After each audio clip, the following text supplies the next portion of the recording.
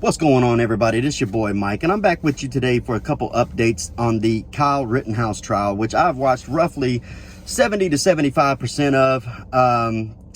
Just want to debunk a couple things that I've seen circling pretty much everywhere. So there's a lot of people saying that the first shooting spawned the rest of what happened that night, which I really can't disagree with, because I mean it's true, right? But they're associating that decision to the mind state of the people that were there.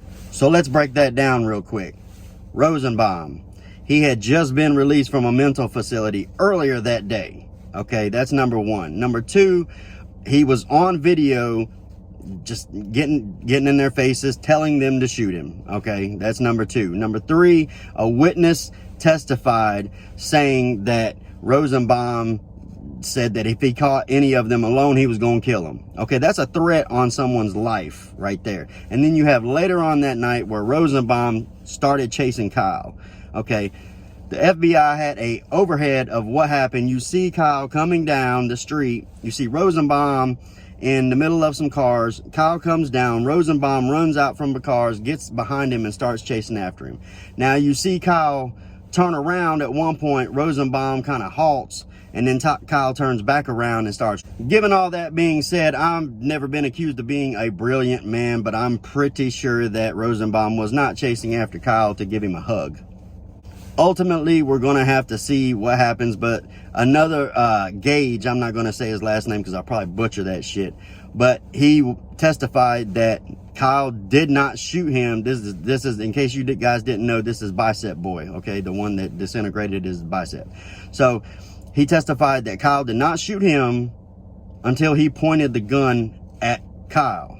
The second shooting happened after dude hit Kyle with a skateboard. So Kyle shot him, and it was directly before that I think they're calling the guy Dropkick Man, because nobody seems to know who this guy is. Basically tried to punt Kyle in the face while he was on the ground. So I mean, with all that being said, I think the only thing that Kyle is actually going to go down for is the gun charge, because he was 17 years old. By law in Wisconsin, you're not supposed to own a AR with being 17 years old without a parental consent with you. That one he's probably going to go down for. The rest, I don't understand how it cannot be self-defense. People are arguing that he shouldn't have been out there in the first place. Can't argue that point either. The boy wasn't 18 years old. As a father, his father's responsibility was to keep him out of harm's way, and I don't believe that allowing your son to go out to a riot with an AR is keeping him out of harm's way. Yeah, I mean, I can argue with anybody about that. Moving on to vaccine mandates. Now, in the beginning, Biden had said that any company that had somebody who didn't do the weekly testing or get the vaccine, any company would be charged $14,000 per incident.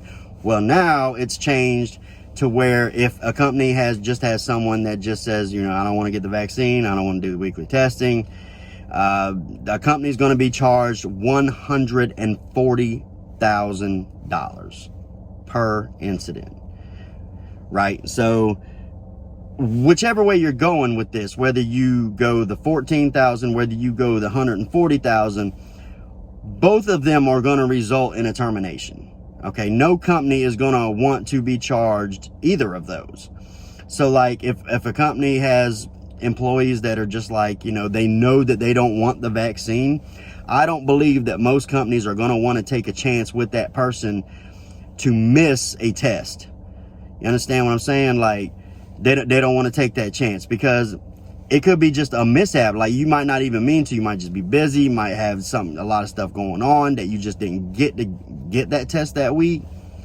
Doesn't matter. Company's still going to be charged $14,000 for that incident. Okay, so no company's going to want to absorb that kind of cost.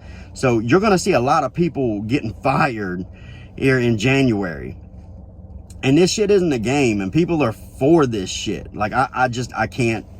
Project Veritas gets raided over Ashley Biden's diary. Now, it said that they received copies of this diary. It said that she left it somewhere, somebody got a hold of it, and Project Veritas received copies of this, took it to the FBI to try to authenticate it. And for whatever reason now, the FBI is raiding a couple members of Project Veritas, even James O'Keefe's residents, thinking that they have the diary.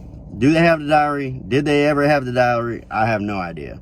But what I do know is if that diary is real, the contents that we have seen is real, Biden's probably going to be in a lot of trouble. My first guess is they're probably going to sweep it under the rug, just like they did Hunter's laptop, just to save his ass. I don't know. I guess we'll see where this goes, but it's a bit concerning from what I have seen that was in the diary. But that's all I got for you guys today. Hope you guys have a wonderful day, and I will probably make another video sometime next week on more updates. Holla.